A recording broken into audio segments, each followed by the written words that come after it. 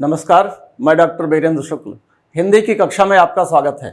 आज की कक्षा है हिंदी गद्य की प्रमुख विधाएं। ये कक्षा 11 के लिए तो महत्वपूर्ण है ही, कक्षा 12 और कक्षा 10 के बच्चों के लिए भी उपयोगी है। तो इस वीडियो को आप गौर से सुन लेंगे तो आपको हिंदी की सामान्य समझ विकसित हो जाएगी अपने आप। आइए पढ़ते हैं। हिंदी गद्य की प्रमुख विधाएं। विधा का मतलब बच्चों ये है कि गद्य में कौन कौन सी चीज़ें लिखी जा सकती हैं। जैसे कहानी है, गद्य में लिखते हैं। निबंध है, गद्य में लिखते हैं। उपन्यास है, गद्य में लिखते हैं। नाटक है, गद्य में लिखा जाता है। और कविता को काव्य की भाषा में लिखा जाता है। कविता काव्य है और गद्य बोलचाल की भाषा को गद्य कहते हैं। तो बोलचाल की भाषा वो है जो आप हिंदी पढ़ते हैं, समाचार पत्र पढ़ते हैं, आप पत्र लिखते हैं, अपनी कोई भी पुस्तक पढ़ते हैं, वो सब गद्य है।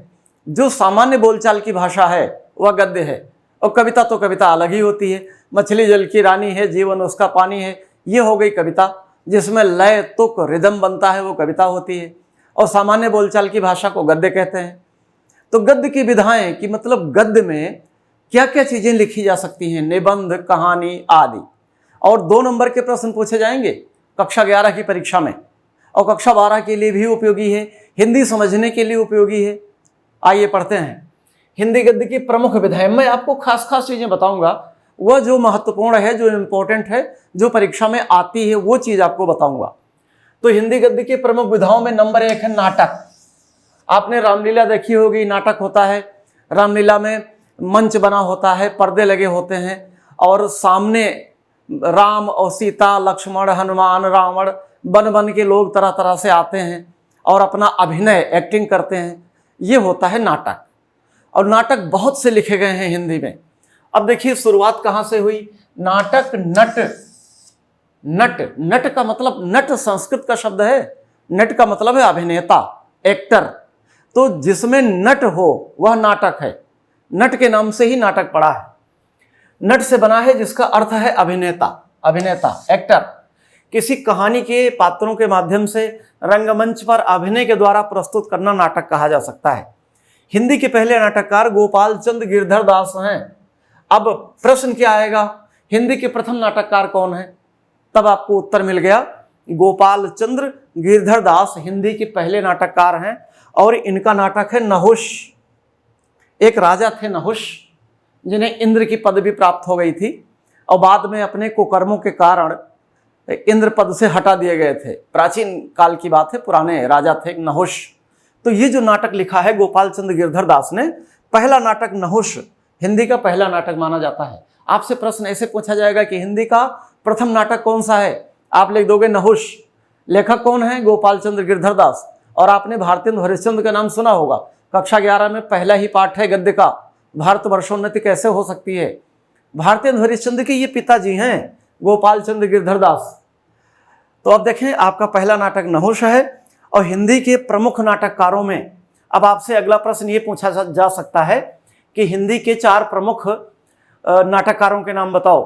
तो हिंदी के प्रमुख नाटककारों में भारतेंदु हरिश्चंद्र, लाला श्रीनिवास दास, जयशंकर प्रसाद, माखनलाल चतुर्वेदी, राम कुमार वर्मा, लक्ष्मी नारायण मिश्रा, सेठ गोविंद दास, उपेंद्रनाथ अश्क, उदय शंकर भट्ट, जगदीश चंद्र माथुर, गोविंद वल्लभ पंत और विष्णु प्रभाकर। आज मैंने 8-10 नाम दे दिया, आपसे तो 2 नाम पूछा जाएगा। भारतेंदु हरिश्चंद्र बहुत अच्छे और शुरुआती नाटककार हैं, तो आप सबसे पहले तो भारतेंदु हरिश्चंद्र का नाम ले लो। उसके बाद इनमें से आपको जो अच्छा लगे, जयशंकर प्रसाद का नाम ले लो, बहुत बड़े। भारतेंदु हरिश्चंद्र और जयशंकर प्रसाद बहुत बड़े नाटककार हो गए। तो नाटक से जो भी प्रश्न बनेंगे आपकी समस्या का समाधान हो गया। अब नाटक से मुख्य प्रश्न क्या बन सकता है? हिंदी के पहले नाटक का नाम लिखिए। आपने लिख दिया नहुष। हिंदी के प्रथम नाटककार कौन है? गोपाल चंद्र गिरधर दास। नाटक का पहला युग कौन सा है? भारतेंदु युग। भारतेंदु युग, द्विवेदी युग, शुक्ल युग, शुक्लोत्तर युग। गद्य में यही विभाजन है, भारतेंदु युग, द्विवेदी युग, शुक्ल युग, शुक्लोत्तर युग, स्वातंत्र्योत्तर युग। 5वां ले लीजिए तो इतना हो जाएगा बस। तो नाटक से आपके सारे प्रश्न पूरे हो गए। अब हम आगे बढ़ते हैं। दूसरा, हिंदी गद्य की जो दूसरी विधा है वो है एकांकी। एकांकी 1 अंक के नाटक को कहते हैं। नाटक के कई खंड, कई भाग, कई अंक हो सकते हैं और एक अंक के नाटक को एकांकी कहा जाता है, उसका नाम ही एक अंकी, एक अंक का नाटक। अब देखो, किसी एक महत्वपूर्ण घटना या समस्या को एक अंक के माध्यम से अभिनय के द्वारा जो दिखाया जाता है उसे एकांकी कह सकते हैं हम। अब जयशंकर प्रसाद द्वारा रचित एक घूंट, जयशंकर प्रसाद जी हैं, उन्होंने एक एकांकी लिखी है, एक घूंट नाम है इसका, एक घूंट।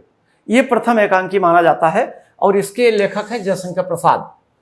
और फिर इंपॉर्टेंट बात, आधुनिक एकांकी के प्रवर्तक डॉक्टर रामकुमार वर्मा। अगर ये प्रश्न आ जाए कि आधुनिक एकांकी के जनक कौन हैं, प्रवर्तक कौन है, डॉक्टर रामकुमार वर्मा।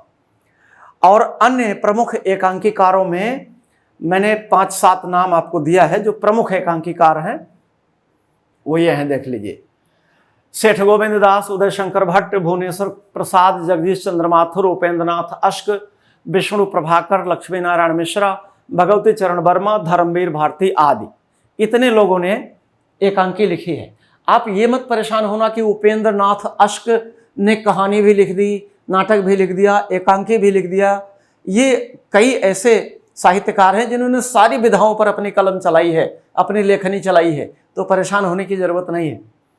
अब देखिए तीसरा, उपन्यास। ये बहुत बड़ी चीज है, उपन्यास। उपन्यास एक मोटी पुस्तक होता है, कई कहानियों को जब एक में मिक्स करके लिखा जाता है उसे उपन्यास कहते हैं। अब उपन्यास एक बड़ी कहानी, ऐसे समझने के लिए मान लीजिए कि उपन्यास एक बड़ी कहानी होती है, कहानियों का समूह होता है, और जब कोई लेखक किसी घटना या समस्या को विभिन्न पात्रों के माध्यम से विस्तृत और रोचक भाषा शैली में, मजेदार, पढ़ने में आपका इंटरेस्ट पैदा हो, दिलचस्पी पैदा हो, मजा आए, वो नाटक, वो उपन्यास होता है। आप उपन्यास पढ़ना शुरू करें तो जब तक खत्म न कर ले तब तक आपको चैन न मिले, अब क्या होगा, अब क्या होगा, कहानी में आगे क्या हुआ होगा। कौतूहल बोलते हैं इसे। उपन्यास कौतूहल वर्धक होता है, कहानी कौतूहल वर्धक होती है। अब देखो, हिंदी का पहला उपन्यास लाला श्रीनिवास दास ने लिखा और नाम है उसका परीक्षा गुरु। परीक्षा गुरु पहला हिंदी का उपन्यास है, इसके लेखक हैं लाला श्रीनिवास दास। अब जो प्रमुख उपन्यासकार हैं वो देख लीजिए। प्रमुख उपन्यासकारों में बालकृष्ण भट्ट, गोपाल राम गहमरी, देवकी नंदन खत्री, जयशंकर प्रसाद, प्रेमचंद। प्रेमचंद तो उपन्यास सम्राट हैं, आपने नाम सुना होगा प्रेमचंद का। प्रेमचंद उपन्यास सम्राट हैं या कथा सम्राट हैं, ये प्रेमचंद है। देखो, जो प्रेमचंद आप लिखते हो ऐसे लिखते हो, प्रेमचंद, चंद्र नहीं, दामेरा नहीं होगा, प्रेमचंद। ये ऐप ने बना दिया है, ये प्रेमचंद, ये भी गलत नहीं है, सही है, लेकिन आप ऐसे लिखते हो, देख लीजिए। इलाचंद्र जोशी, जैनेन्द्र अज्ञे, अमृतलाल नागर, वृंदावन लाल वर्मा, फणीश्वरनाथ रेणु, हजारी प्रसाद द्विवेदी, श्रीलाल शुक्ल, निर्मल वर्मा, धर्मवीर भारती, कमलेश्वर, राही मासूम रजा, काशीनाथ सिंह आदि बड़े बड़े उपन्यास लेखक हैं। देवकी नंदन खत्री, इन्होंने चंद्रकांता नाम का उपन्यास लिखा। दूरदर्शन पर आज के 20 साल पहले 10 साल इनका उपन्यास चंद्रकांता धारावाहिक के रूप में, नाटक के रूप में प्रसारित हुआ है, बड़ा मजेदार था। तो इतने ये हैं उपन्यासकार, इन सब लोगों ने उपन्यास लिखा है। आपसे पूछा जा सकता है कि 3 उपन्यासकारों के नाम बताओ, 2 उपन्यासकारों के नाम बताओ, 1 उपन्यासकार के नाम बताओ, तो आप जो चाहें उस उपन्यासकार का नाम ले लें। अब देखो, चौथा क्या है, कहानी। कहानी बहुत इंपॉर्टेंट विधा है। कहानी छोटी भी हो सकती है, कहानी पढ़ने में मजेदार हो सकती है, और कहानी बड़ी अच्छी होती है। तो कहानी, हिंदी की पहली कहानी किशोरी लाल गोस्वामी जी ने लिखी है। हिंदी के पहले कहानी लेखक हैं किशोरी लाल गोस्वामी। देखो, पुराने समय में दादा दादी की कहानियां, परियों की कहानियां, राक्षसों की कहानियां, तोता मैना की कहानियां, ये सब कहानी नहीं होती, वो आख्यान हमारे विद्वानों ने कहा है। कहानी के 6 प्रमुख तत्व हैं। उन 6 प्रमुख तत्वों में अगर वो कहानी के अंदर वो 6 प्रमुख तत्व हैं तो वो कहानी है, अन्यथा वो प्राचीन कहानी मान करके आधुनिक कहानी नहीं मानी जाती। और आपकी परीक्षा में आधुनिक कहानी से मतलब है। तो किशोरी लाल गोस्वामी जी ने इंदुमती नाम की कहानी लिखी सन 1900 में। इंदुमती नाम की कहानी लिखी थी। एक इंदुमती एक पात्र है, महिला पात्र है, उसके ऊपर कहानी है। तो हिंदी की पहली कहानी इंदुमती मानी जाती है। प्रथम कहानी लेखक किशोरी लाल गोस्वामी। और प्रमुख जयशंकर प्रसाद, प्रेमचंद, विश्वंभर नाथ शर्मा, इलाचंद्र जोशी, जैनेन्द्र यशपाल, भगवती चरण वर्मा। रेणु का पूरा नाम है फणीश्वर नाथ रेणु। शिवानी, कमलेश्वर, मन्नू भंडारी, निर्मल वर्मा, अमरकांत, शिव प्रसाद सिंह आदि आते हैं। मैंने ढेर सारे नाम दे दिए आपको, आप इनमें से आप 3-4 नाम तैयार कर लीजिए बस। आगे बढ़ते हैं। कहानी के बाद निबंध। जब कोई लेखक सीमित आकार में अपने मन के भावों को स्वच्छंद रूप से सजीव चित्रण करता है।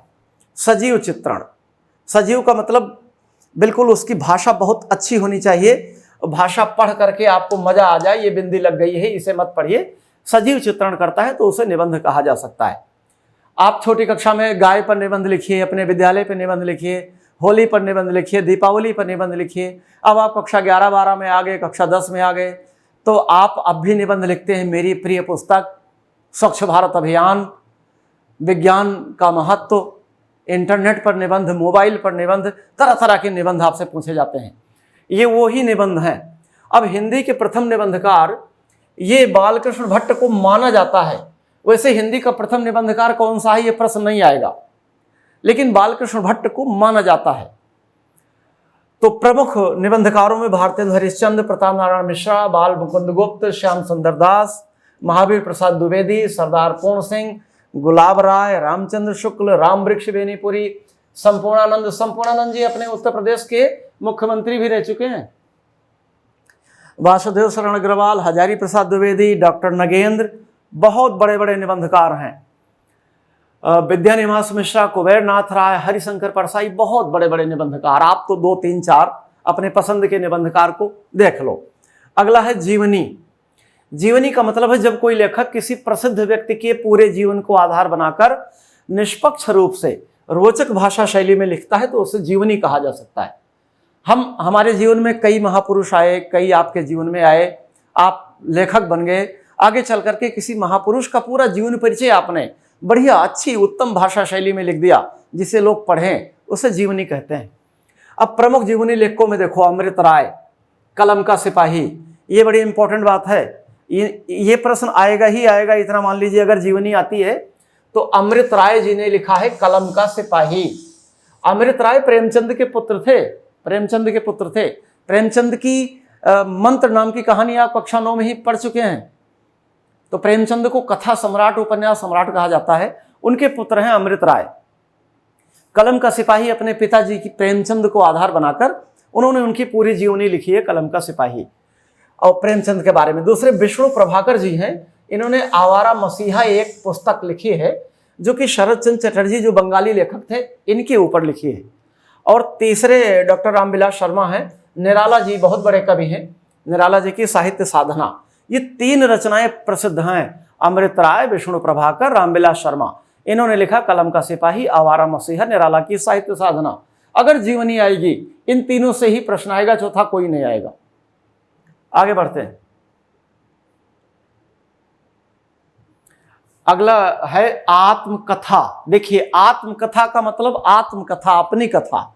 जब कोई लेखक अपने जीवन के बारे में पूरी तरह से निष्पक्ष होकर रोचक भाषा शैली में कोई पुस्तक लिख देता है उसे आत्मकथा बोलते हैं। अब देखिए प्रमुख आत्मकथा लेखकों में डॉक्टर राजेंद्र प्रसाद, इनकी पुस्तक का नाम है मेरी आत्मकथा। श्याम सुंदर दास का नाम है मेरी आत्मकहानी। राहुल सांकृत्यायन की पुस्तक का नाम है मेरी जीवन यात्रा। गुलाब राय की पुस्तक का नाम है मेरी असफलताएं। पांडे बेचन शर्मा उग्र की पुस्तक का नाम है अपनी खबर। हरिवंश राय बच्चन की क्या भूलूं क्या याद करूं और नीड़ का निर्माण। फिर देखो बच्चन जी की जरूर आती है, क्या भूलूं क्या याद करूं, नीड़ का निर्माण फिर। ये हरिवंश राय बच्चन अमिताभ बच्चन जी के पिताजी हैं। अगला है यात्रा वृत्त। यात्रा वृत्त का मतलब है कि जब कोई व्यक्ति कहीं किसी और क्षेत्र में यात्रा करने जाता है, चाहे कोई धार्मिक यात्रा हो, किसी और प्रदेश की यात्रा हो, किसी विदेश की यात्रा हो, और वहां के सारे अनुभवों को अगर वो अच्छी भाषा शैली में लिख देता है तो उसे यात्रा वृत्तांत या यात्रा वृत्त कहते हैं। अब देखिए भारतेंदु जी की सरयू पार की यात्रा, ये जो सबसे पहला वृत्तांत है वो भारतेंदु हरिश्चंद्र ने ही लिखा है। सरयू पार की यात्रा, भारतेंदु जी की सरयू पार की यात्रा पहली पुस्तक है, जो यात्रा वृत्तांत की पहली पुस्तक है, सरयू पार की यात्रा। सरयू एक नदी है जो कि अयोध्या के आसपास बहती है। सरयू नदी के किनारे अयोध्या नदी, अयोध्या नगरी है, भगवान राम की नगरी। प्रथम वृत्तांत यात्रा वृत्तांत माना जाता है राहुल सांकृत्यायन अज्ञे, राम वृक्ष बेनीपुरी, विनय मोहन शर्मा और डॉक्टर नगेंद्र मोहन राकेश, भगवती चरण उपाध्याय, भगवती चरण वर्मा इनका नाम है, भगवती चरण वर्मा, ये है भगवती चरण वर्मा, और ये है हरिभाऊ उपाध्याय इनका नाम है, और भगवत शरण उपाध्याय एक और है, ये भगवत शरण उपाध्याय, इसे पढ़ लीजिएगा आप। और देवेंद्र सत्यार्थी आदि प्रमुख लोग हैं जो यात्रा वृत्तांत जिन्होंने लिखा है, ये प्रमुख लोग हैं जिन्होंने यात्रा वृत्तांत लिखा है। तो आपने इस तरह से 8 विधाएं हिंदी गद्य की देख ली। अब और आगे बढ़ते हैं। आप देखें जो 9वीं आपकी विधा है वो है संस्मरण। संस्मरण ये 9वीं विधा है। संस्मरण का मतलब ये है कि जब कोई लेखक अपने संपर्क में आने वाले किसी प्रसिद्ध व्यक्तियों से संबंधित सारी घटनाओं को रोचक भाषा शैली में लिखता है तो उसे संस्मरण कहा जा सकता है। प्रमुख लेखकों में महादेवी वर्मा, पद्म सिंह शर्मा, बनारसी दास चतुर्वेदी, कन्हैयालाल मिश्र, प्रभाकर आदि हैं जिन्होंने संस्मरण लिखा है। आपसे प्रश्न क्या आएगा कि 2 संस्मरण लेखकों के नाम बताओ। सबसे पहले महादेवी वर्मा और दूसरे इनमें से आप कोई भी एक नाम और ले सकते हैं। आगे बढ़ते हैं। 10 नंबर है रेखा चित्र। अब संस्मरण और रेखा चित्र एक जैसा होता है। संस्मरण का मतलब है अपने किसी खास व्यक्ति, श्रद्धेय जिससे हम श्रद्धा करते हो, जिसका आदर करते हो, उसके बारे में याद करके कोई बात लिखना।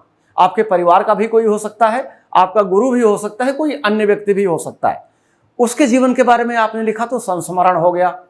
रेखा चित्र का मतलब है कि जब कोई लेखक किसी प्रसिद्ध व्यक्ति या घटना को इस तरह प्रस्तुत करता है कि उसका शब्द चित्र पाठक के मन में बन जाता है, उसे रेखा चित्र कहते हैं।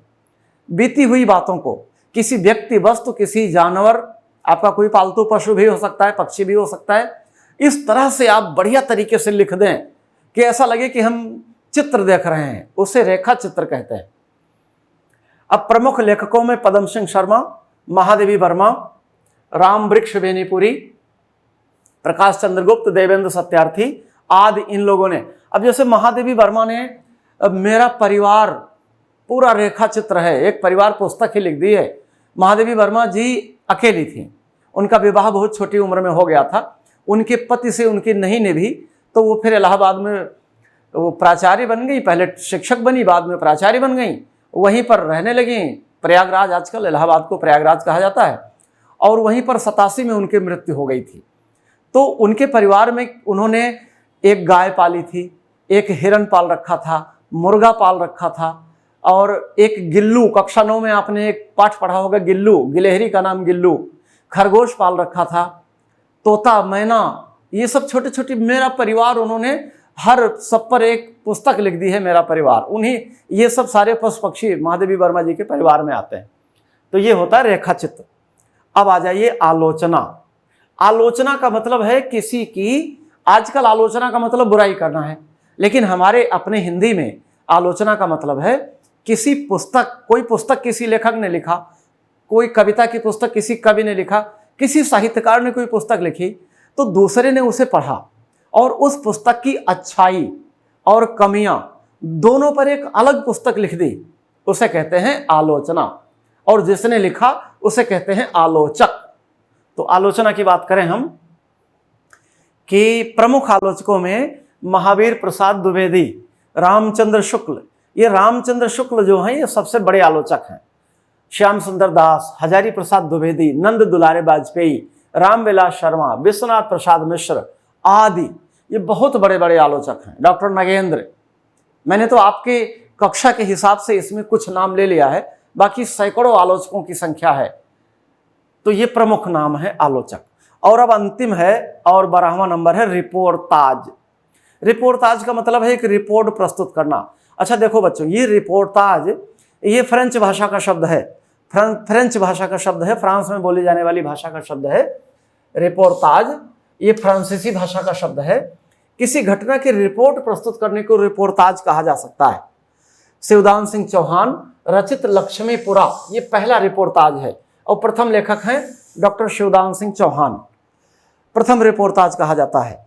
और रांगे राघव जो इसके प्रमुख लेखकों में हैं, रांगे राघव, प्रकाश चंद्र गुप्त, उपेंद्र नाथ अश्क, कन्हैयालाल मिश्र, प्रभाकर आदि लेखक हैं। तो इस तरह से हमने देखा कि हिंदी गद्य की प्रमुख विधाएं, जिसमें हमने 12 टॉपिक, 12 चीजें आपके लिए छांटी हैं। कहानी, उपन्यास, निबंध, रेखा चित्र, ये सारी चीजें मैंने आपके सामने रखा। प्रमुख लेखक इनके कौन हैं, पहली कहानी कौन सी लिखी गई, पहला उपन्यास कौन सा लिखा गया। तो हिंदी गद्य की प्रमुख विधाएं 2 नंबर की पूछी जाएगी आपकी परीक्षा में। ये बात पूरी हो गई, शेष अगले वीडियो में।